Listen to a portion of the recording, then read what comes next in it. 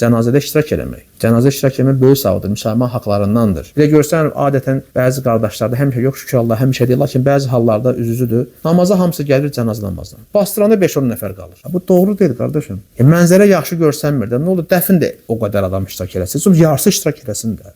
Haqlardandır, qardaşım. Elə hamı getsin, cənazə qalsın ortada. Doğru deyil axı. Üzrün yoxdursa, gedədə bir işin yoxdursa, bekarsansa, qardaş, vaxt tapa bilirsənsə, necə ki, namazı qıldın, get həmçinin dəfn elə. Bu deməsin nə ki, nə oldu, elə namazı qılıb, cənazəni orta qoyub getdilər. Biləsən, sən Allahın bəndələri ilə necə rəftar edirsənsə, səninlə də rəftar olunacaq. Sən qayğı göstərsən, rəhmli olsan, sənə qarşı el olacaqlar. Allah da sənə qarşı rəhmli olacaq, bəndələr də həmçinin. Və həmçinin nə gəlir? Dəvəti icabət eləmək. Qonaq çağırsa, qardaşım, get. Üzrün varsa üzrxahlıq eləyəcəksən, lakin belə bekarsansa, get, demə, yox, gəlmirəm, həvəsim yoxdur. Xüsusən toya çağırırsa. Oruçsansa, inciməyəcəksə, get, dua elə. Amma iştirak elə, o başa biraz oturub gələsən. Yox, əgər fikirləşsən, bir də nəsə ağına pis zəng gələr, niyə gəlmədi və niyə yemir, orucu açacaqsan. Amma gedib iştirak etməyin lazımdır. Xüsusən əgər toya çağırıbsa. Və sonuncu da nə oldu? Asqıranda yarhamukallah demək. Əgər asqırıb elhamdülillah desə, yəni Allah həmd olsun desə, sən deyirsən ki, yarhamukallah, Allah sənə rəhm eləsin, vacibdir. Eşitdin, dedi, elhamdülillah, yarhamukallah demək sənə vacibdir. Bu hamıya aiddir. Elə ki, məclisdə bir nəfər asqırdı.